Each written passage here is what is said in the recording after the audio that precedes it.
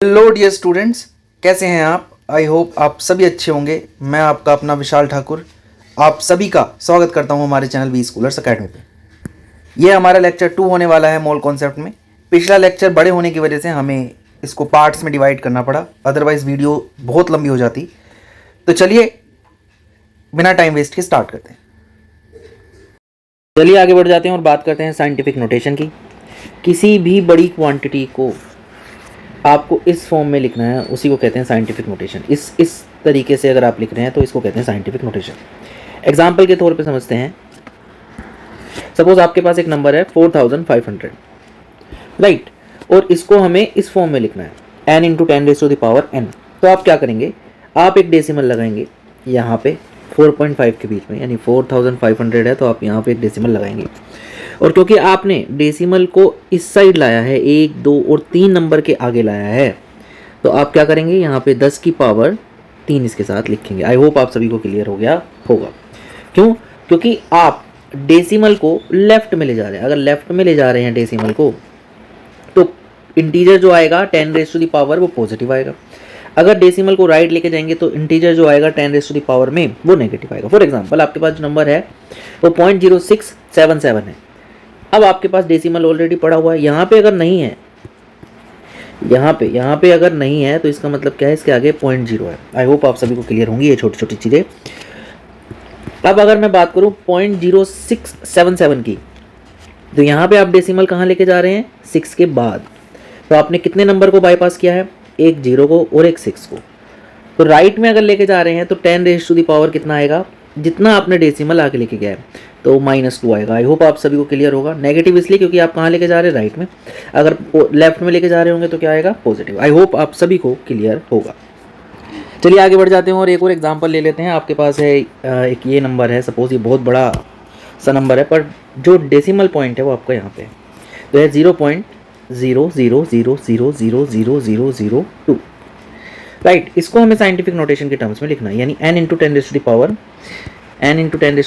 के टर्म्स में लिखना है। तो कैसे लिखेंगे, आप क्या करेंगे, ये जो डेसिमल है, इस डेसिमल को उठा के आप यहाँ लाने की कोशिश करेंगे, राइट। तो आप देखेंगे आप किस साइड जा रहे हैं, आप जा रहे हैं राइट में। तो राइट में जा रहे हैं तो 10 की पावर कैसे होगी, नेगेटिव होगी। आई होप आप सभी को क्लियर होगा। तो आप देख लीजिए कितना राइट में आप जा रहे हैं। तो 1, 2, 3, 4, 5, 6, 7, 8 और 9, आपने 9 डिजिट को क्या करा है, बाईपास किया है।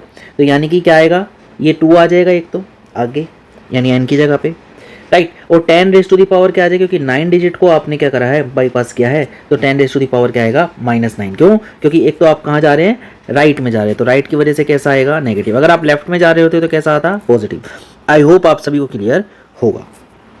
चलिए एक और एग्जाम्पल कर लेते हैं। सपोज आपके पास एक ये नंबर है 0.00005 और 4, राइट। आपको इसको साइंटिफिक नोटेशन की फॉर्म में लिखना है, यानी कि आपको लिखना है क्या, ये जो नंबर है इसको लिखना है 5.14, और जो भी पावर आएगी 10 की वो देखना है आपको, राइट। तो सबसे पहले हम देखते हैं आप इस पॉइंट को कहाँ ले जा रहे हैं, 1, 2, 3, 4, 5, राइट हैंड साइड में लेके जा रहे हैं और 5 डिजिट बाईपास कर रहे हैं। तो 10 की पावर जो आएगी वो आएगी नेगेटिव। क्यों? क्योंकि राइट में जा रहे हैं और 5 डिजिट जा रही हैं बाईपास करके, तो क्या आएगी, 10⁻⁻5। आई होप आप सभी को क्लियर होगा। सपोज यही पॉइंट आप कहाँ लगाते, आप लगाते 51 के बाद, तो आप कहाँ ले जा रहे हैं डिजिट, 1, 2, 3, 4, 5 और 6 डिजिट बाईपास कर रहे हैं। तो 51.4 ये आएगा, राइट। इनटू में 10⁻, राइट में जा रहे हैं तो नेगेटिव, और कितना जा रहे हैं, 6 डिजिट बाईपास कर रहे हैं, तो ये आएगा। आई होप आप सभी को क्लियर होगा। चलिए आगे बढ़ जाते हैं और बात करते हैं सिग्निफिकेंट फिगर की। तो सबसे पहले समझ लेते हैं सिग्निफिकेंट फिगर होती क्या है। The significant figure of a given number are those significant और important digit which convey the meaning according to its accuracy. Basically क्या है, ये इंपॉर्टेंट डिजिट हैं आपके किसी भी एक नंबर में, और ये बताएंगे कि नंबर कितना एक्यूरेट है। फॉर एग्जाम्पल यू हैव 6.658 एक नंबर है आपके पास, और इसमें कितने डिजिट हैं सिग्निफिकेंट, 1, 2, 3, 4, और यही बताती हैं कि ये नंबर कितना एक्यूरेट है।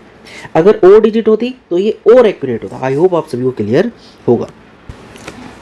These substantial figure provide precision to the number they are also termed as significant number. I hope आप सभी को क्लियर होगा कि सिग्निफिकेंट फिगर एक्चुअल में होती क्या है। ये इंपॉर्टेंट डिजिट है जो आपको बताएगी कि आपका नंबर कितना एक्यूरेट है, ये कितना प्रिसाइज है, राइट। तो चलिए इनको जानते हैं कि हमें कैसे बताएंगे कि किसी भी नंबर में कितनी सिग्निफिकेंट फिगर है, राइट। तो चलिए वन बाय वन हम डिस्कस कर लेते हैं। तो चलिए बात करते हैं rules for counting significant figure. तो rule number 1, all the non zero digit are significant. For example you have 27.38, for example you have 2.738, ये सारी ही नॉन डिजिट हैं, नॉन जीरो डिजिट है। आई होप आप सभी को क्लियर होगा। तो यहाँ पे कितने सिग्निफिकेंट फिगर हैं? 4 सिग्निफिकेंट फिगर हैं, right. Rule number 2, all the zeros between two non-zero digits are significant no matter where the decimal point is, if at all.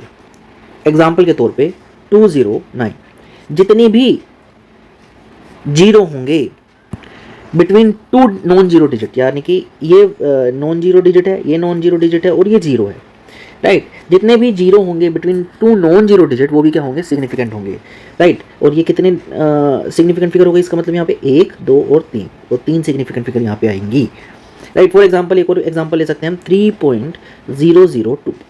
यहाँ पे कितनी डिजिट हैं नॉन जीरो? ये है और ये है। इसके बीच में जितने भी जीरो आएंगे वो भी क्या होंगे? सिग्निफिकेंट। तो आपकी टोटल सिग्निफिकेंट फिगर कितनी हो गई? 4। चलिए आगे बढ़ जाते हैं और पॉइंट नंबर 3 की बात करते हैं। If the measurement of number is less than 1, the zeros on the right of the decimal point and to the left of the first non-zero digit are non-significant. चलिए इसको एक एग्जांपल से समझने की कोशिश करते हैं। For example you have 0.00807।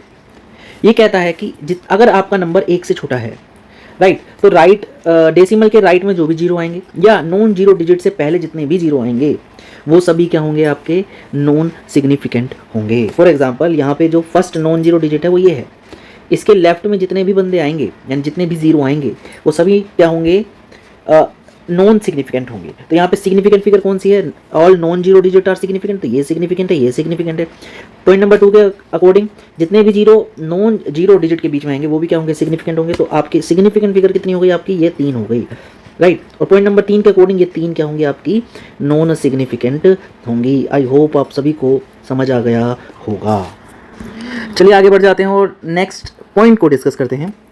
Point number 4, the terminal और trailing zeros in a number without a decimal point are not significant.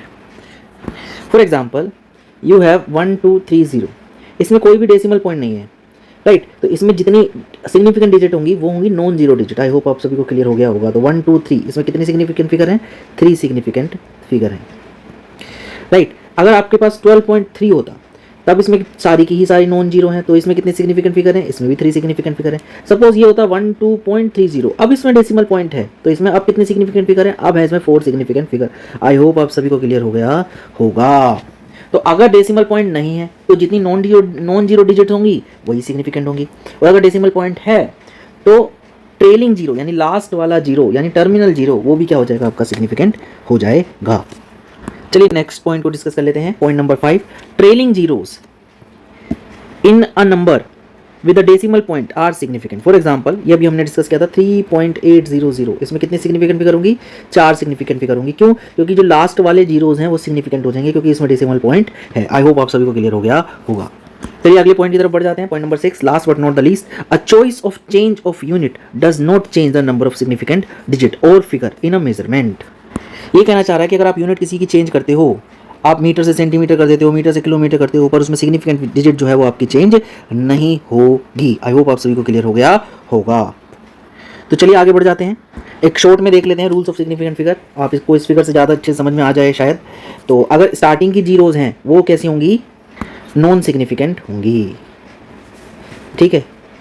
और आपके जो नंबर हैं वो तो सिग्निफिकेंट हैं ही, राइट। नंबर के बीच में अगर कोई जीरो आती वो भी क्या हो जाएगी? सिग्निफिकेंट हो जाएगी।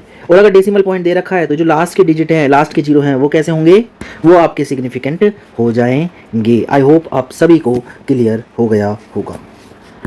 चलिए एक क्वेश्चन कर लेते हैं और उस पर देख लेते हैं कि कितना कितना सिग्निफिकेंट फिगर आपकी आ रही हैं। तो सपोज आपके पास ये नंबर है, इसमें कितने सिग्निफिकेंट फिगर हैं? नॉन जीरो डिजिट जो होंगी वो सारी सिग्निफिकेंट होंगी और उनके बीच में जो जीरो आएगा वो भी सिग्निफिकेंट फिगर होगा। तो इसमें कितनी है? 6 सिग्निफिकेंट फिगर है। आई होप आप सभी को क्लियर होगा। सपोज आपको ये नंबर दिया है, इसमें कितनी सिग्निफिकेंट फिगर होंगी, इसमें होंगी आपकी 5। ये नंबर दिया है, इसमें ऐसे कितनी होंगी, इसमें होंगी 4। ये नंबर दिया है, इसमें कितनी सिग्निफिकेंट फिगर होंगी, इसमें 3 होंगी। ये नंबर दिया है आपको, इसमें कितनी सिग्निफिकेंट फिगर होंगी, आपकी इसमें 2 सिग्निफिकेंट फिगर होगी, क्योंकि इसमें ट्रेलिंग 0 आ रहा है और इसमें डेसिमल पॉइंट नहीं है। तो कितनी सिग्निफिकेंट फिगर होंगी, सिर्फ और सिर्फ 2 होंगी। ऐसे ही इसमें कितनी सिग्निफिकेंट फिगर होंगी, इसमें सिर्फ और सिर्फ 1 सिग्निफिकेंट फिगर होगी। आई होप आप सभी को क्लियर हो गया होगा। इस क्वेश्चन को हम राउंडेड ऑफ में भी यूज़ करेंगे। तो आगे बढ़ जाते हैं तब तक के लिए। चलिए आगे बढ़ जाते हैं और बात करते हैं राउंडिंग ऑफ की। तो सपोज आपके पास कोई एक डिजिट है 5.13469, राइट, और एक डिजिट है आपके पास 5.13464 और आपके पास एक डिजिट है 5.13465। आपको इसमें टोटल सिग्निफिकेंट फिगर अभी कितनी है, इसमें 6 है, इसमें 6 है, इसमें भी 6 है। सारी नॉन डिजिट फिगर्स जो भी होंगे वो आपकी क्या होंगे, सिग्निफिकेंट होंगी। तो सभी में 6 हैं, राइट। अब आपको इसको राउंड ऑफ करना है तो 5 सिग्निफिकेंट फिगर, यानी कि आपको इस नंबर तक आपको राउंड ऑफ करना है। तो आप कैसे करेंगे, बेसिकली राउंडिंग ऑफ आपको अभी समझ में आ जाएगा। तो आपको सिर्फ 5 सिग्निफिकेंट डिजिट चाहिए, यानी कि आपको इतना ही नंबर चाहिए। तो आप लास्ट डिजिट छोड़ नहीं सकते, आप कुछ ही केस में लास्ट डिजिट छोड़ सकते हैं। अगर आपका ये लास्ट डिजिट जो है वो 5 से बड़ा है तो आप क्या करेंगे, ये जो लास्ट नंबर जो आप लेके जाने वाले हैं अपने साथ, उसमें आप एक ऐड करेंगे। फॉर एग्जांपल 5.134, क्योंकि ये 9 क्या है, 5 से बड़ा है, तो आप 6 में क्या जोड़ देंगे, 1 जोड़ देंगे 7। तो ये आपका आ जाएगा नंबर विद 5 सिग्निफिकेंट फिगर। तो यही क्या है, आपकी राउंडिंग ऑफ है। तो आप कितना नंबर आगे लेके जाना चाहेंगे। सपोज आपको 3 डिजिट तक करना होता तो आप देखते हो उससे नेक्स्ट डिजिट, यानी कि उससे नेक्स्ट डिजिट क्या है, 4, वो 5 से छोटी है, तो आप डायरेक्टली क्या लिखते हैं इसमें, 5.13। आई होप आप सभी को क्लियर होगा। चलिए आगे बढ़ जाते हैं। इसमें भी आपको 5 सिग्निफिकेंट फिगर चाहिए, पर अभी आपका नंबर क्या है, 5 से छोटा है। तो 5 से छोटा है तो आप इसको डायरेक्टली छोड़ सकते हैं। तो अगर 5 से छोटा है तो डायरेक्टली छोड़ दो, 5 से बड़ा है तो आप एक ऐड कर दो। तो आपका नंबर क्या आ जाएगा, with 5 significant figure is 5.1346। I hope आप सभी को क्लियर होगा। नेक्स्ट इज, अगर आपका नंबर 5 हो तब क्या करूं, राइट। अगर 5 है तो यहां पे 2 केस बनेंगे कि आपका जो आप डिजिट लेके जाने वाले हो वो ओड है या इवन है, यानी कि जिसको राउंड ऑफ कर रहे हैं उससे पहले वाले डिजिट। अगर ओड है तो छोड़ दो, तो last digit as it is छोड़ दो। बट अगर इवन है तो लास्ट डिजिट में एक ऐड कर दो, राइट। फॉर एग्जाम्पल इस केस में क्या है कि आपका 5 आ रहा है और इससे जस्ट पहले वाला नंबर क्या है, इवन है।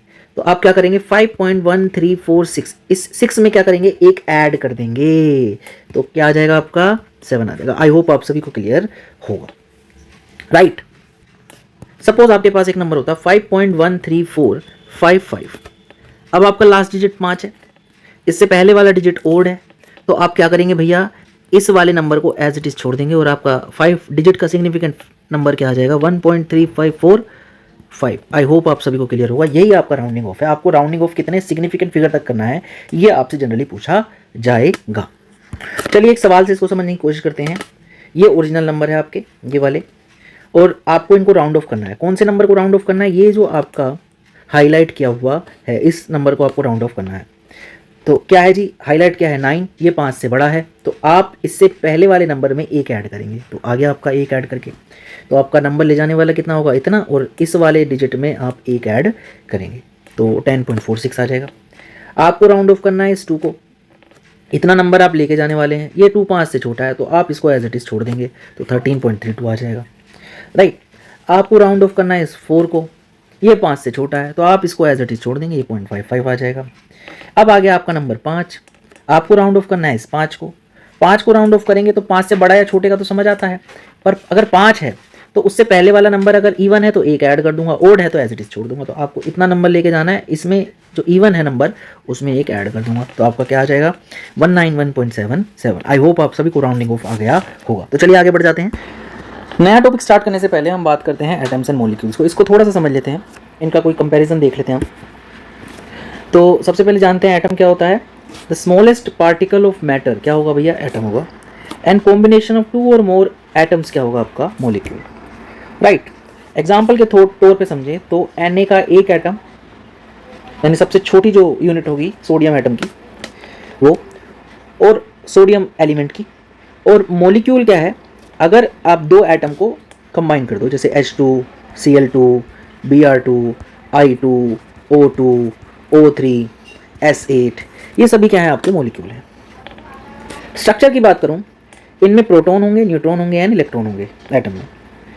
और अगर मैं मॉलिक्यूल्स की बात करूं तो इनमें एटम तो हैं, यानी ये चीज़ तो है ही है, पर इसमें एटम एक से ज़्यादा होंगे, या दो से ज़्यादा। आई होप आप सभी को क्लियर होगा।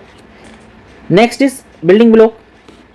ये जो हैं ये मिलके एटम्स मिलके मॉलिक्यूल्स बनाते हैं, और मॉलिक्यूल्स क्या हैं, मिलके कंपाउंड बनाते हैं। आई होप आप सभी को क्लियर होगा।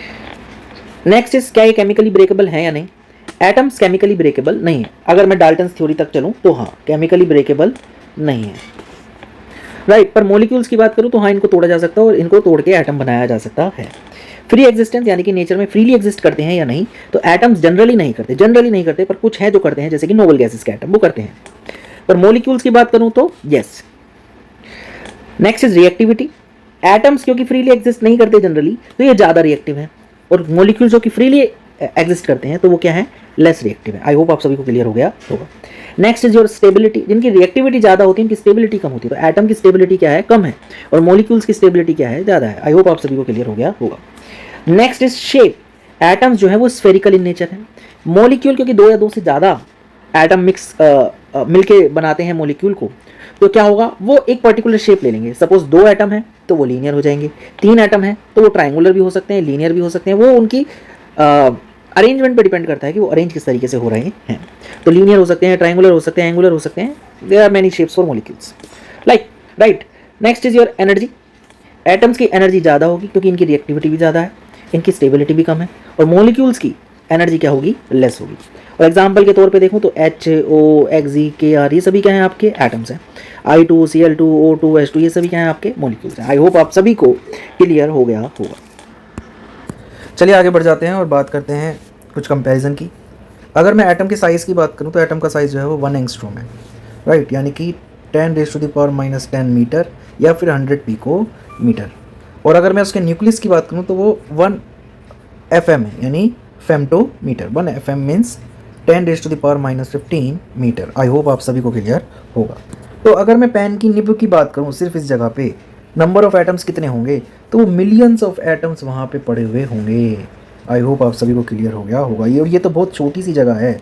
अगर हमें किसी एक पर्टिकुलर, मान लो कि 10 ग्राम सोडियम में या 20 ग्राम सोडियम में, या फिर कहूँ मेरे पास कोई बहुत लार्ज क्वांटिटी है, या फिर एक कमरे में या फिर एक मकान में कितने एटम्स होंगे, तो ये एक बहुत लार्ज क्वांटिटी आ जाएगी। क्योंकि निब पे ही अगर इतने हैं तो पूरे घर में या फिर पूरे आपकी अर्थ पे कितने एटम होंगे, तो इनकी जो काउंटिंग है ये थोड़ी सी डिफ़िकल्ट हो जाती है, राइट। दूसरा, जो एटम का साइज़ है वो बहुत छोटा होने की वजह से उसका जो मास है वो भी बहुत कम आता है। उसका मास जनरली किसकी वजह से आता है, आपका सिर्फ और सिर्फ न्यूक्लियस की वजह से आता है। अभी हम इसको जस्ट थोड़ी ही देर में डिस्कस करेंगे। तो इसका मास बहुत छोटा आता है, राइट, इसका साइज़ बहुत छोटा है, तो ये एक बहुत सी छोटी सी जगह पे भी ये मिलियंस में पड़े होंगे। तो अगर मैं पूरे अर्थ की बात करूँ तो वो तो बहुत बड़ा, बहुत लार्ज नंबर हो जाएगा। तो इस कैलकुलेशन को या इतने बड़े बड़े नंबर्स को हम नहीं रख पाएंगे, और अगर हम इन नंबर्स को कैलकुलेशंस में लाने की कोशिश करेंगे तो वो और टीडियस प्रोसेस हो जाएगी। तो इस टीडियस प्रोसेस को ईजी प्रोसेस में कन्वर्ट करने के लिए हमने एक मेथड बनाया जिसको कहते हैं मोल कॉन्सेप्ट, और उस मोल कॉन्सेप्ट को ही हम थोड़ी देर में डिस्कस करेंगे। तो सबसे पहले हम बात करेंगे कि इसका जो मास है उसको कैसे हम मुश्किल प्रोसेस से इजी प्रोसेस में ला सकते हैं, यानी कि बड़े बड़े नंबर ना याद रखने पड़े, उसकी जगह हम एक छोटा सा नंबर बना लें, राइट। तो उसकी हम बात करेंगे जस्ट थोड़ी ही देर में। तो चलिए नेक्स्ट टॉपिक की तरफ बढ़ जाते हैं। चलिए बात करते हैं एटॉमिक मास और रिलेटिव एटॉमिक मास की। तो सबसे पहले समझते हैं एटॉमिक मास क्या होता है। एक एटम के मास को, यानी मास of an atom is called atomic mass. I hope आप सभी को क्लियर होगा। अब ये किसके बराबर कैसे निकालेंगे भाई एक एटम के मास को, तो एटम में 3 चीज़ें होती हैं, एक प्रोटॉन, एक इलेक्ट्रॉन और एक न्यूट्रॉन, राइट। और इन्हीं तीनों के मास को अगर मैं ऐड कर दूंगा तो क्या आ जाएगा, एटॉमिक मास आ जाएगा। आई होप आप सभी को क्लियर होगा। तो equal to summation of mass of subatomic particle, ये हमारे सब एटॉमिक पार्टिकल होते हैं, क्या, प्रोटॉन, इलेक्ट्रॉन और न्यूट्रॉन, राइट। चलिए आगे बढ़ जाते हैं और इन्हीं सब एटॉमिक पार्टिकल्स के मास की बात करते हैं। तो सब एटॉमिक पार्टिकल कौन कौन से हैं आपके पास? Neutron, proton and electron. I hope आप सभी को क्लियर होगा। न्यूट्रॉन के मास की बात करूँ तो वो है 1.68 इंटू 10⁻⁻27 kg। प्रोटॉन के मास की बात करूँ तो 1.67 इंटू 10⁻⁻27 kg। और अगर इलेक्ट्रॉन के मास की बात करूँ तो 9.1 इंटू 10⁻31 kg। आई होप आप सभी को क्लियर होगा। तो यहाँ पे जो सबसे भारी चीज़ है यानी सबसे हैवी है वो है न्यूट्रॉन। प्रोटॉन से भी हैवी है बट ऑलमोस्ट आसपास है इनका मास, राइट। तो ये 1.68 है और ये 1.67 है। आई होप आप सभी को क्लियर होगा। पर इलेक्ट्रॉन का मास बहुत ही कम है, 9.1 इंटू 10⁻31 kg। तो इलेक्ट्रॉन का मास बहुत कम है। तो अगर मैं एटम के मास की बात करूँ तो वो इन तीनों का सम है, तो मैं उसमें इलेक्ट्रॉन के मास को नेग्लेक्ट भी कर सकता हूँ। फॉर एग्जाम्पल मैं क्या करता हूँ, न्यूट्रॉन के मास से तीनों के मास को डिवाइड करता हूँ। पहले न्यूट्रॉन के मास से न्यूट्रॉन के मास को डिवाइड करा तो कितना आया? 1 आया। फिर प्रोटॉन के मास को डिवाइड करा तो ये कितना आया? 0.994 आया। और इलेक्ट्रॉन के मास को डिवाइड करा तो कितना आया? 1/1837। आई होप आप सभी को क्लियर होगा। तो इलेक्ट्रॉन का मास कंपेरेटिवली प्रोटॉन और न्यूट्रॉन के कंपैरिजन में बहुत ही कम है, राइट। तो जब मैं एटम का मास निकालूंगा तो वो neutron plus electron plus proton होता है, तो मैं उसको अप्रोक्सीमेटली न्यूट्रॉन प्लस प्रोटॉन के मास के बराबर ही ले लूँगा। आई होप आप सभी को क्लियर होगा। Next is in terms of AMU। AMU की बात हम बाद में करेंगे कि AMU क्या होता है। 1.67 इंटू 10⁻⁻24 ग्राम होता है। अगर मैं उस नंबर से इसको और इसको डिवाइड करूँ तो ये आ जाएगा 1.0087 AMU, और ये आ जाएगा 1.00728 AMU, और ये आ जाएगा 0.0005 AMU। किस नंबर से डिवाइड कर रहा हूँ? 1 AMU जो है वो आपका है 1.67 इंटू 10⁻⁻24 ग्राम, इसके बराबर है।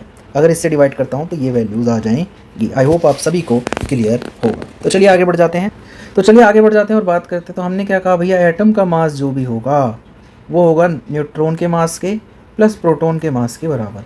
आई होप आप सभी को क्लियर होगा।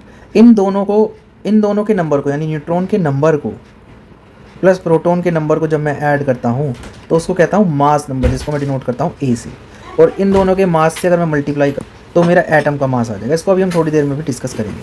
पर क्योंकि न्यूट्रॉन का मास और प्रोटॉन का मास दोनों ही छोटी क्वांटिटी है, न्यूट्रॉन कितना है 1.68 इंटू 10⁻⁻27 kg, राइट। ऐसे ही प्रोटॉन का मास कितना है 1.67 इंटू 10⁻⁻27 kg। क्योंकि ये दोनों ही क्वांटिटी बहुत छोटी हैं तो ये जो एटम का मास आएगा ये भी बहुत छोटी क्वांटिटी आएगी, very very very very very very small. चलिए आगे बढ़ जाते हैं और बात करते हैं कैसे हम इस टीडियस प्रोसेस को ईजी बना सकते हैं। चलिए आगे बढ़ते हैं और बात करते हैं एटॉमिक मास यूनिट की या फिर रिलेटिव एटॉमिक मास की।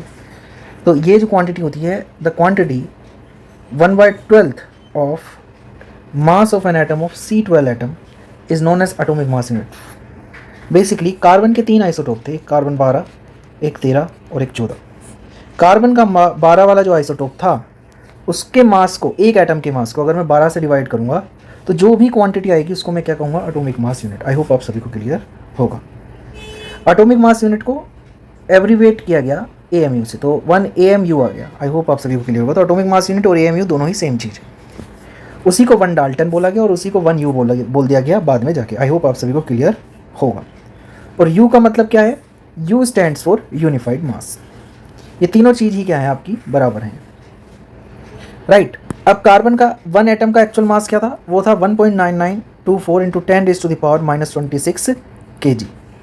और इसको अगर मैं 12 से डिवाइड करूं तो वो क्या आ जाएगा आपका? 1 AMU, 1 एटॉमिक मास यूनिट। तो 12 से डिवाइड करने पे क्या चीज़ आई? जब हमने इसको 12 से डिवाइड किया तो यह आया 1.66 इंटू 10⁻⁻27 kg। और अगर इसी चीज़ को ग्राम में लिखो तो यह आ जाएगा 1.66 इंटू 10⁻⁻24 ग्राम। आई होप आप सभी को क्लियर होगा। नाउ अगर मैं 1 को 6.022 इंटू 10⁻23 से डिवाइड करता हूँ तो भी यही वैल्यू आती है, विच इज़ 1.66 इंटू 10⁻⁻24 ग्राम। और इस वैल्यू को बोलते हैं Na। तो यानी 1/Na किसके बराबर आ जाएगा मेरा? 1.66 इंटू 10⁻⁻24 ग्राम। आई होप आप सभी को क्लियर होगा। तो यानी कि मैं इस क्वांटिटी को 1/Na के बराबर लिख सकता हूँ, राइट। तो अभी तक हमने क्या देखा? जो 1 AMU है वो क्या है? C12 के एक एटम को जब 12 से डिवाइड करूँगा तो आएगी हमारी 1.66 इंटू 10⁻⁻24 ग्राम। तो यही क्या है? हमारी 1 AMU इन ग्राम, राइट। और 1/Na भी क्या है? आपका 1 AMU है।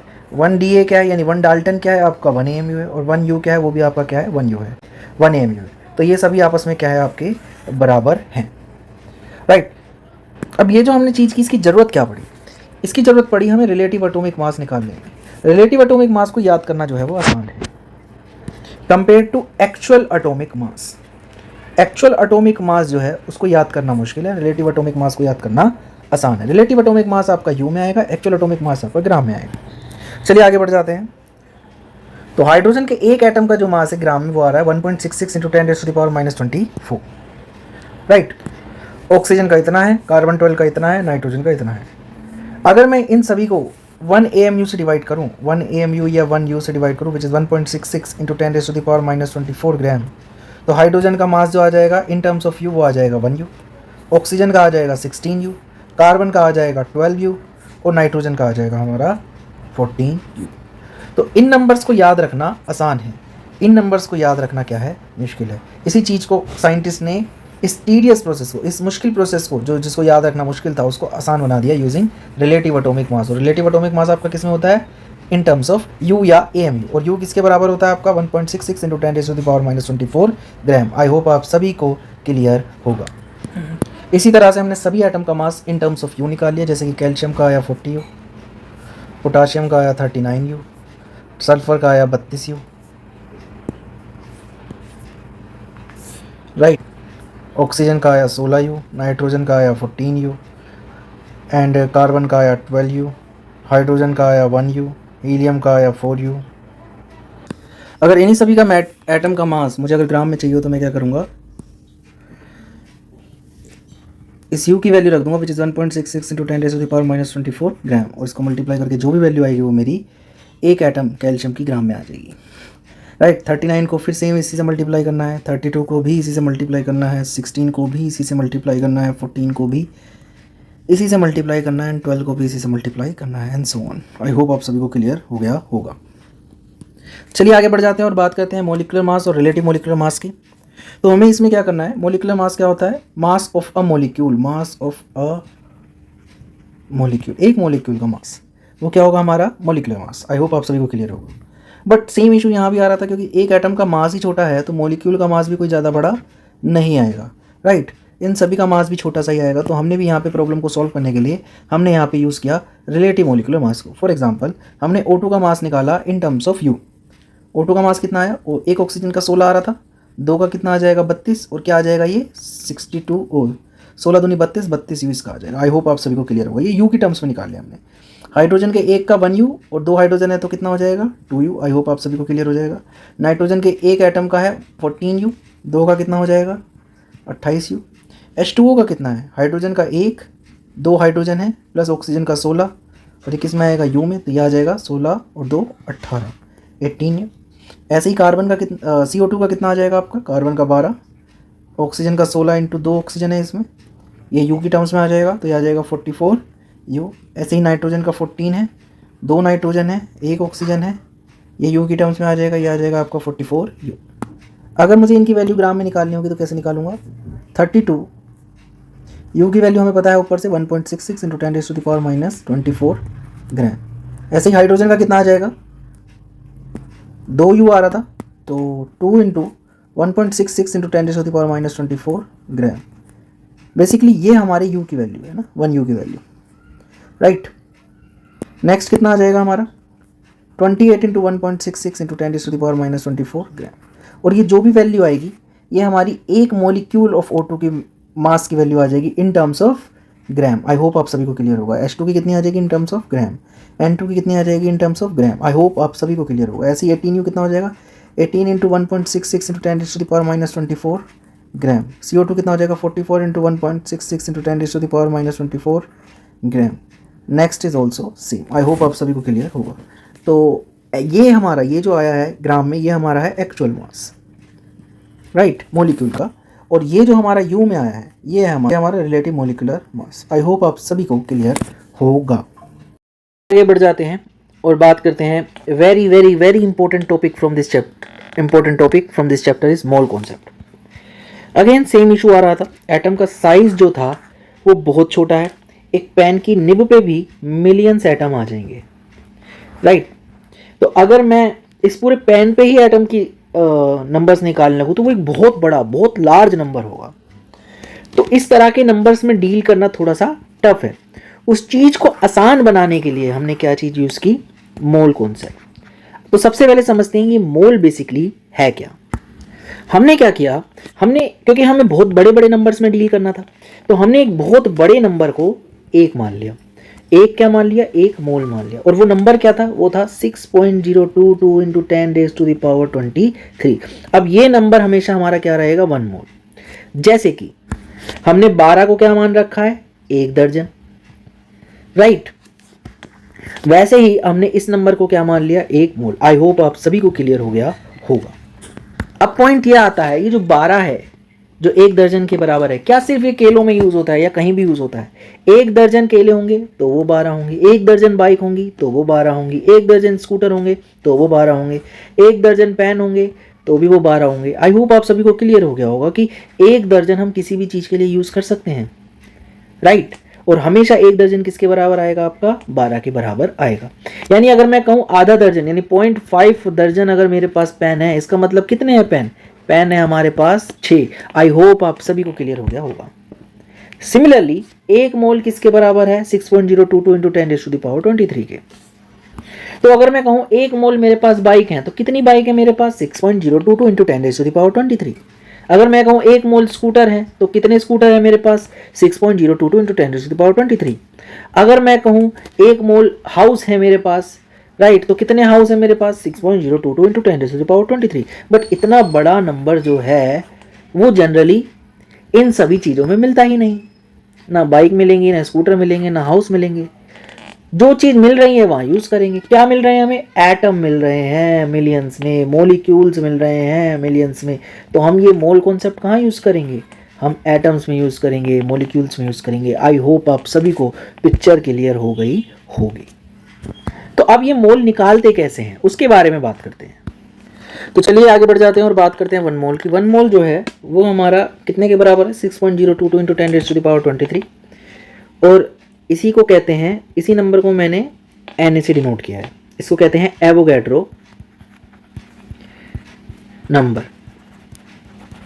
अगर मैं कहूँ 6.022 इंटू 10⁻23 एटम है, तो वो कितने एटम है, 1 मोल एटम है। आई होप आप सभी को क्लियर हो गया होगा। अगर मैं कहूँ 6.022 इंटू 10⁻23 मोलिक्यूल है, तो वो कितने मोलिक्यूल है भाई, 1 मोल मोलिक्यूल है।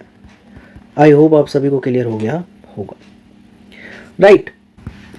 अब हमने क्या किया, जब इन इतने एटम को, मान लो इतने एटम हमने कार्बन के ले लिए, ये इतने एटम है, ये कार्बन के एटम है भाई, ये सभी एटम को तराजू पे रख दिया कार्बन के, और जब हमने इनको तोला तो वो कितना वेट आया, 12 ग्राम। यानी कि 6.022 इंटू 10⁻23 एटम ऑफ कार्बन अगर मैं लेता हूं तो उनका वेट कितना आता है, 12 ग्राम। और सिमिलरली मैंने इतने ही एटम कॉपर के जब लिए तो उनका वेट कितना है, 63.6 ग्राम। यानी कि 6.022 इंटू 10⁻23 एटम ऑफ कॉपर अगर मैं लेता हूं तो उनका वेट आता है 63.5 ग्राम। आई होप आप सभी को क्लियर होगा। तो 1 मोल का वेट कितना आ रहा है, कॉपर के केस में 63.5 ग्राम आ रहा है और कार्बन के केस में 12 ग्राम आ रहा है। इसको दूसरे तरीके से भी निकाल सकते हैं। चलिए अभी बात करते हैं। हमें पता है 1 एटम ऑफ हाइड्रोजन का मास कितना आया था, 1 U। अगर ग्राम में निकालूं तो 1 इंटू 1.66 इंटू 10⁻⁻24 ग्राम। आई होप आप सभी को क्लियर होगा। और यही वैल्यू कितनी आई थी हमारी 1/Na की, 1 इंटू 1/Na ग्राम। आई होप आप सभी को क्लियर होगा। तो ये एक एटम का मास है इन टर्म्स ऑफ ग्राम। अगर मुझे 1 मोल एटम का मास निकालना है तो 1 मोल एटम ऑफ हाइड्रोजन का मास कितना आ जाएगा, 1 मोल का नंबर कितना है जी, 6.022 इंटू 10⁻23। और इसको मैं एक एटम के मास से मल्टीप्लाई कर दूंगा, which is this much, 1.66 into 10⁻⁻24 gram. I hope आप सभी को क्लियर होगा। तो ये आ जाएगा 1 मोल का, राइट। और ये नंबर कितना है हमारा, Na। और ये नंबर कितना है हमारा, 1/Na ग्राम। तो कितना आ जाएगा जी, 1 ग्राम। आई होप आप सभी को क्लियर हो गया होगा। 1 मोल हाइड्रोजन का मास कितना आ जाएगा, 1 ग्राम। और एक एटम हाइड्रोजन का मास कितना है, 1 U। चलिए किसी और के लिए ट्राई करते हैं यही चीज। अगर मैं ऑक्सीजन के एक एटम की बात करूं, ऑक्सीजन 1 एटम की बात करूं, तो उसका मास कितना था जी, 16 U। या फिर कहूं 16 इंटू 1/Na U, राइट। और 1 मोल ऑक्सीजन एटम की अगर मैं बात करूं तो उसका मास कितना हो जाएगा 16U इंटू Na। Na क्या है, एक मोल का नंबर है ना, तो 16 into you is 1/Na, gram into Na, बोलो हाँ ना। अगर मैं काटा पिट्टी करूं तो Na से Na कट जाएगा तो कितना आ जाएगा 16 ग्राम। यानी कि जो मास आपका U में एक एटम का है वही उतना ही ग्राम में एक मोल का है। यानी कि हाइड्रोजन का एक एटम का मास कितना है 1U, एक मोल का मास कितना है 1 ग्राम। ऑक्सीजन का एक एटम का मास कितना है 16U, एक मोल का मास कितना है 16 ग्राम। कैल्शियम का एक एटम का मास कितना है 40U, एक मोल का मास कितना है 40 ग्राम। सल्फर का एक एटम का मास कितना है 32U, एक मोल का मास कितना है 32 ग्राम। आई होप आप सभी को क्लियर होगा। और इसी एक मोल के मास को मैं कहता हूं मोलर मास। तो मोलर मास हो सकता है आपका एटम का भी और मॉलिक्यूल का भी। तो चलिए बात करते हैं मॉलिक्यूल का मोलर मास कैसे निकालें। चलिए एक एग्जांपल से समझते हैं। सपोज यू है वाटर का एक मॉलिक्यूल है आपके पास। तो एक मॉलिक्यूल का अगर मैं मास निकालता हूं तो हाइड्रोजन का 1 इंटू 2 हाइड्रोजन है और ऑक्सीजन का 16, तो यू में आ रहा है 18U। ये एक मॉलिक्यूल का मास है, राइट। अगर इसको मुझे ग्राम में निकालना होगा तो 1.66 इंटू 10⁻⁻24 ग्राम से मल्टीप्लाई कर दूंगा। ये एक मॉलिक्यूल का मास इन टर्म्स ऑफ ग्राम आ जाएगा, राइट। बट एक मोल का मास क्या होगा, यानी molar mass. Molar mass of water क्या होगा, मोलर मास ऑफ वाटर क्या होगा, एक मोल का मास। तो एक मोल कितना होता है आपका Na होता है। Na इंटू कितना हो जाएगा 18U, ये एक मोल का मास आएगा। एक एटम का ये है, एक मोल का ये है। तो इसको कैसे निकालेंगे जी, Na क्यों, Na ही रहने देते हैं। और 18U क्या होता है हमारा 1/Na ग्राम के बराबर। तो ये आपका क्या हो जाएगा, आपका Na से Na काट दो, आपका क्या आ जाएगा 18 ग्राम। सेम जो आपका U में एक एटम का आ रहा था वही ग्राम में एक मोल का आ जाएगा, राइट। तो चलिए और केस के बारे में बात करते हैं। H2 का 1 मॉलिक्यूल का और Na मॉलिक्यूल का, यानी एक मोल का, राइट। कैसे आएगा, H2 का एक मॉलिक्यूल का कितना आ जाएगा 2U, Na मॉलिक्यूल या एक मोल का कितना आ जाएगा आपका 2 ग्राम। ऐसे ही O2 का कितना आ जाएगा 16 इंटू 2U यानी 32U, और ये कितना आ जाएगा आपका 32 ग्राम। N2 का कितना आ जाएगा 28U, ये कितना आ जाएगा 28 ग्राम। ऐसे ही आप H2O का निकालेंगे तो ये आ रहा था 18U, ये कितना आ जाएगा 18 ग्राम। CO2 का निकालेंगे तो 44U, ये कितना आ जाएगा आपका 44 ग्राम। N2O का निकालेंगे तो ये कितना आ जाएगा आपका अगेन 44U, और ये कितना आ जाएगा आपका 44 ग्राम। चलिए बात करते हैं कैलकुलेशन ऑफ मोल्स की, कि मोल को बेसिकली कैलकुलेट कैसे करेंगे। तो सपोज आपको नंबर ऑफ एटम या मॉलिक्यूल दे रखे हैं, तो अगर आप इसको Na से डिवाइड करेंगे, Na इज बेसिकली 6.022 इंटू 10⁻23। इस नंबर से, ये पर मोल होता है जी, इस नंबर से डिवाइड करेंगे तो आपको मोल मिल जाएगा। और अगर आपको मोल दे रखे हैं और आपको नंबर ऑफ पार्टिकल निकालने हैं, नंबर ऑफ एटम या मॉलिक्यूल्स निकालने हैं, तो आप Na से क्या कर दीजिएगा मल्टीप्लाई कर दीजिएगा, तो आपको नंबर ऑफ एटम या मॉलिक्यूल मिल जाएंगे। आई होप आप सभी को क्लियर होगा। हो सकता है आपको मास दे रखा हो, राइट। अगर आपको मास दे रखा है तो आप अगर एटम का मास दिया है तो एटम के मोलर मास से डिवाइड कीजिएगा, राइट। और अगर आपको मॉलिक्यूल का मास दे रखा है तो मॉलिक्यूल के मोलर मास से डिवाइड कीजिएगा। तो अगर आपको एटम का मास दे रखा है, एटम के मोलर मास से डिवाइड करते तो आपको एटम के मोल्स मिल जाएंगे।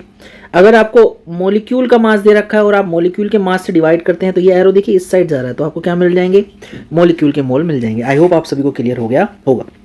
नेक्स्ट इज, अगर आपको मोल दे रखे हैं एटम या मॉलिक्यूल के और आप मोलर मास से मल्टीप्लाई करते हैं एटम या मॉलिक्यूल के, ये भी क्या होगा एटम या मॉलिक्यूल, राइट। तो मल्टीप्लाई करते हैं तो आपको उनका मास मिल जाएगा। बड़ा ही सिंपल सा रूल है, आप मास दे रखा है तो आप मोल निकाल सकते हैं, नंबर दे रखा है तो मोल निकाल सकते हैं। अब आते हैं वॉल्यूम की बात। अगर कोई आपको गैस दे रखी है और वो दे रखी है स्टैंडर्ड टेम्परेचर और प्रेशर पे, राइट, तो उसकी वॉल्यूम जनरली 22.7 लीटर होती है। तो अगर आपको वॉल्यूम दे रखी है किसी की एट एसटीपी, उसको आप डिवाइड करते हो 22.7 लीटर से, तो आपको मिल जाएगा मोल। और अगर मोल दे रखे हैं और आप उसको मल्टीप्लाई करते हो तो आपको मिल जाएगी वॉल्यूम। आई होप आप सभी को क्लियर होगा, राइट। तो आपके फॉर्मूलाज क्या क्या बन गए वो देख लेते हैं। तो इंपॉर्टेंट फॉर्मूला क्या है, नंबर ऑफ मोल्स निकालने हैं तो आपको वेट दे रखा है या मास दे रखा है तो एटॉमिक वेट या मोलिकुलर वेट से डिवाइड कीजिए। एटॉमिक वेट होता है एटम का वेट, एटम का मोलर मास, राइट। और मोलिकुलर वेट होता है मोलिक्यूल का एक मोल का मास। आई होप आप सभी को क्लियर होगा। तो अगर आपको ये वेट एटम का दे रखा है तो एटॉमिक वेट से डिवाइड कीजिएगा, और मोलिक्यूल का दे रखा है तो मोलिक्यूल के मोलिकुलर वेट से डिवाइड कीजिएगा। आई होप आप सभी को क्लियर हो गया होगा। Next is your number of moles. Volume of gas अगर आपको दे रखी है एनटीपी पे, एनटीपी पे एक मोल की गैस का वॉल्यूम होता है 22.4 लीटर।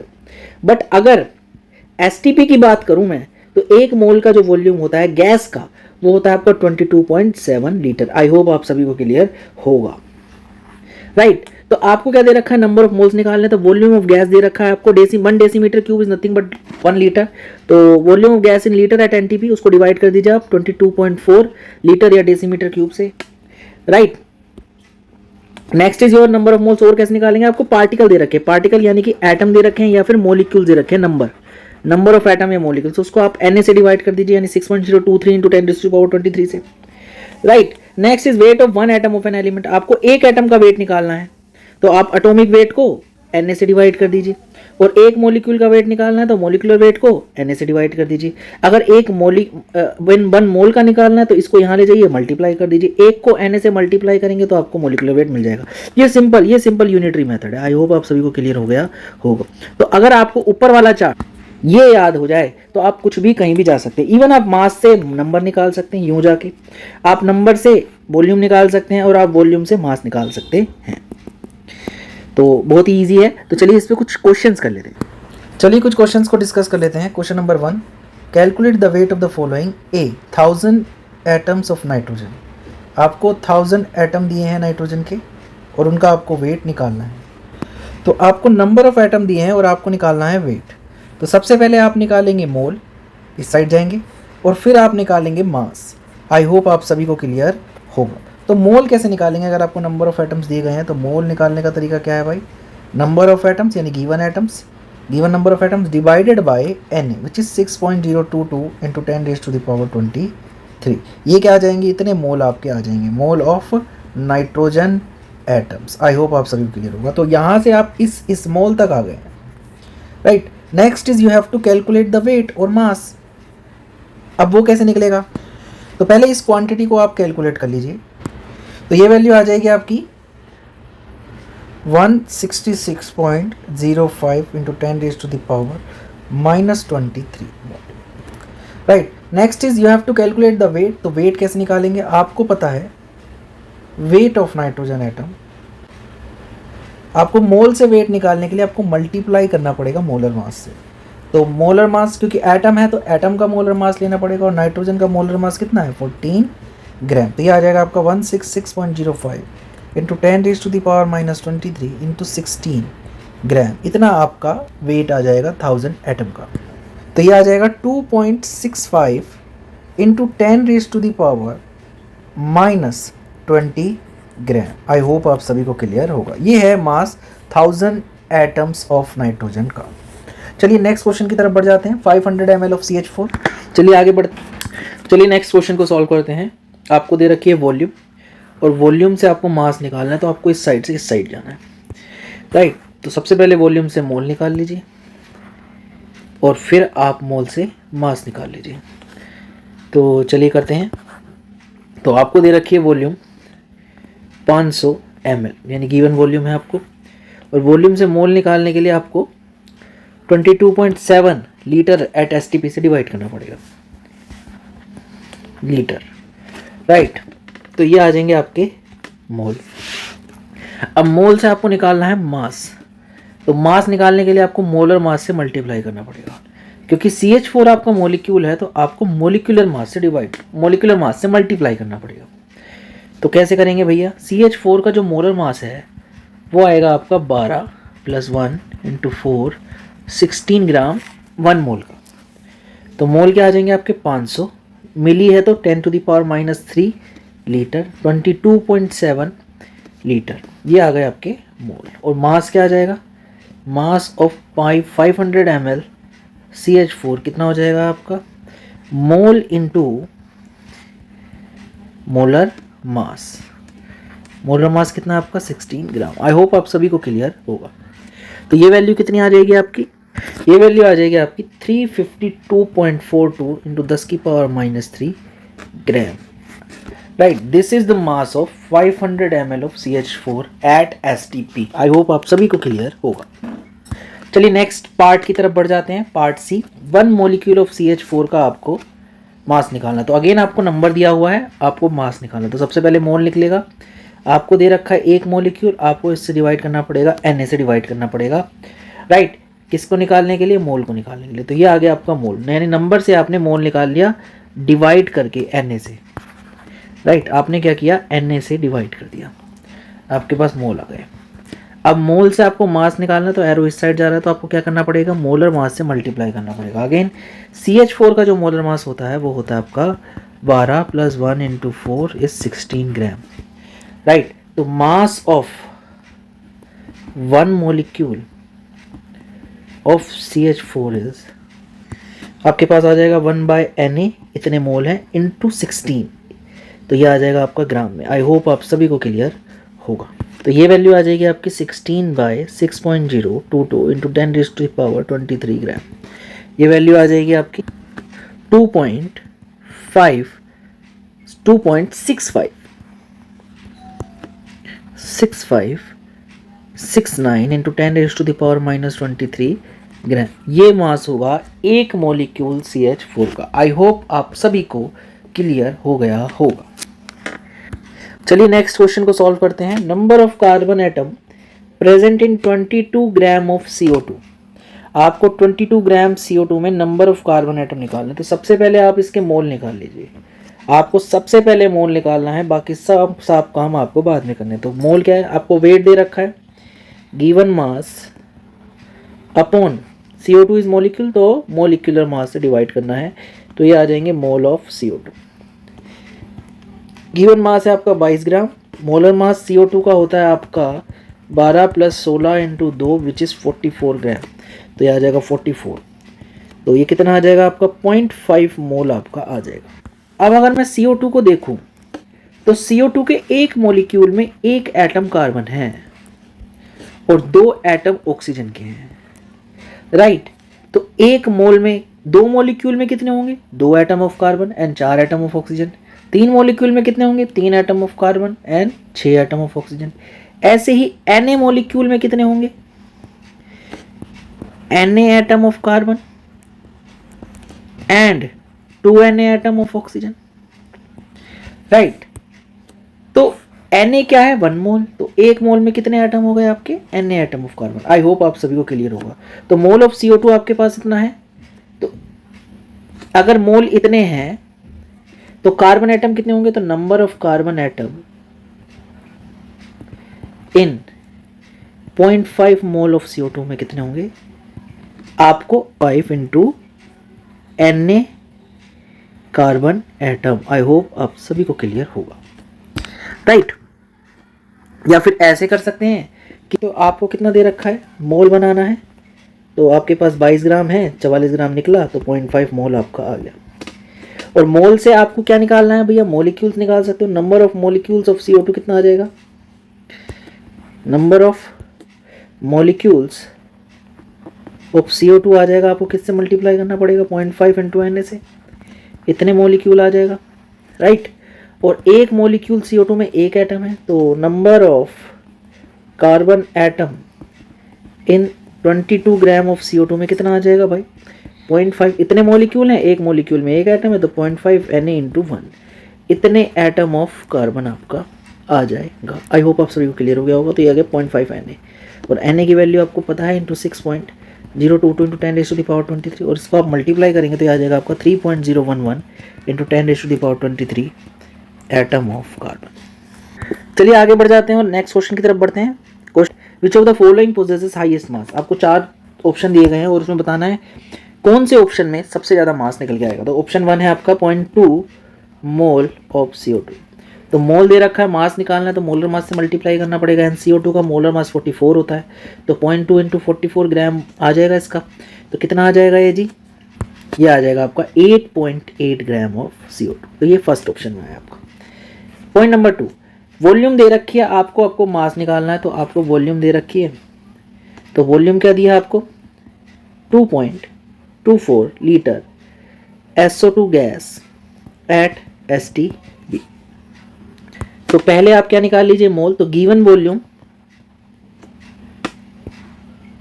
अपॉन 22.7 लीटर, इससे डिवाइड कर दीजिए, आ जाएगा मोल एट STP। और मोल आ जाएगा आपके पास, तो उसको फिर मोलर मास से मल्टीप्लाई कर दीजिए। तो SO2 का मोलर मास कितना आ जाएगा आपका, S का इज 32, ऑक्सीजन इज 16 इंटू 2 32 32 64 ग्राम आ जाएगा। तो इंटू में क्या आ जाएगा, 64 ग्राम। ये आ जाएगा मास ऑफ SO2। इसकी वैल्यू अगर निकालें तो ये आ जाएगा आपका 6.31 ग्राम, राइट। आ जाते हैं ऑप्शन नंबर 3 की तरफ। 3 में कहता है 3.01 इंटू 10⁻23 मोलिक्यूल आपको वाटर के दिए गए हैं, उसका आपको मास निकालना है। तो नंबर दे रखा है, आपको अगेन मास की तरफ जाना है, तो पहले मोल निकाल दीजिए। तो 3.01 इंटू 10⁻23 ये गिवन है। आपको Na से डिवाइड करना है, 6.02 इंटू 10⁻23 से डिवाइड किया, ये मोल आ जाएंगे। और अगर मैं मोलर मास से मल्टीप्लाई कर दूं तो मास आ जाएगा। तो मोलर मास H2O का कितना होता है, 18। तो ये आ जाएगा आपका मास ऑफ H2O। तो अगर इसको सॉल्व करेंगे तो ये 1/2 ये पूरा कट जाएगा और ये 9 ग्राम के करीब आ जाएगा। ऑप्शन 4 में आपको वेट दे ही रखा है, which is 20 gram of calcium. तो उसमें निकालने की जरूरत नहीं है। तो सबसे ज़्यादा 20 ग्राम यहाँ है, ये 9 आया है, ये 6.31 आया है, ये 8 आया है, 8.8, तो ये 20 ग्राम आया है। So the correct answer to this question is option 4। You have to mark option 4 as the correct answer to get full marks. चलिए आगे बढ़ जाते हैं नेक्स्ट क्वेश्चन की तरफ। Which has maximum number of atom. आपको 4 ऑप्शन दिए गए हैं और आपको बताना है किसमें आपके नंबर ऑफ एटम मैक्सिमम है। आपको सभी में मास दिया गया है, तो आपको मास दिया गया है, आपको नंबर निकालना है, ठीक है, वो भी एटम्स का, राइट। तो सबसे पहले देखते हैं, आपको दिया है 10.8 ग्राम ऑफ Ag। तो मास दे रखा है, आप डिवाइड करेंगे तो मोल निकल जाएगा। तो 10.8 ग्राम ऑफ Ag दिया और उसका मोलर मास है 108। तो मोल कितने हो जाएंगे आपके इसके, 0.1 मोल। और Ag है तो ये एटम ही एलिमेंट है, और एलिमेंट में सारे एटम ही निकलेंगे, तो इसके एटम हो जाएंगे आपके, एटम की अगर मैं बात करूं तो 0.1 इंटू Na, क्योंकि अगर आप मोल से नंबर निकाल रहे हो तो आपको Na से मल्टीप्लाई करना पड़ेगा। तो ये आ जाएंगे आपके 0.1 Na एटम्स आ जाएंगे, एटम्स ऑफ Ag। ये आ गया आपका पहला ऑप्शन। नेक्स्ट है 2.4 ग्राम ऑफ कार्बन। तो सेकंड में आपको दिया 2.4 ग्राम ऑफ कार्बन, मोलर इसका एटॉमिक मास है 12, तो ये आपके आ जाएंगे मोल, राइट। तो ये इसको डिवाइड करूँगा तो ये आ जाएगा आपका 0.2 मोल, राइट। आई होप आप सभी को क्लियर होगा। तो अगर मैं एटम की बात करूँ इसके, तो एटम कितने हो जाएंगे आपके, 0.2 into Na atoms of carbon, तो आ जाएंगे 0.2 Na। ये आ गया आपका ऑप्शन 2 का। नेक्स्ट इज योर 3 में क्या है, आपको 5.6 ग्राम दिया है, 56 ग्राम उसका एटॉमिक मास है, तो ये आ जाएंगे मोल, विच इज़ 0.1 मोल। और एटम की बात करूँ तो एटम कितना हो जाएगा, 0.1 इंटू Na एटम्स हो जाएंगे, किसके, आयरन के, आयरन ही दिया है ना। एंड फोर्थ में क्या दिया है आपको, 54 ग्राम, 27 आपका मोलर मास है, तो 2 मोल इसका आया। और एटम्स कितने हो जाएंगे इसके एटम हो जाएंगे 2 इंटू Na एटम्स। तो सबसे ज़्यादा अगर एटम किसी के आ रहे हैं तो वो है आपका ऑप्शन 4, राइट। आई होप आप सभी को क्लियर होगा। 2 Na एटम सबसे बड़ा अमाउंट है। So you have to mark option 4 as the correct answer to get full marks. तो आज के लिए इतना ही। हमारी वीडियो को लाइक कीजिए, चैनल को सब्सक्राइब कीजिए और बेल आइकन को दबाना ना भूलें, सो दैट कि आपको नेक्स्ट वीडियो का लिंक आपको जल्द से जल्द मिल जाए। Thank you so much. Sayonara.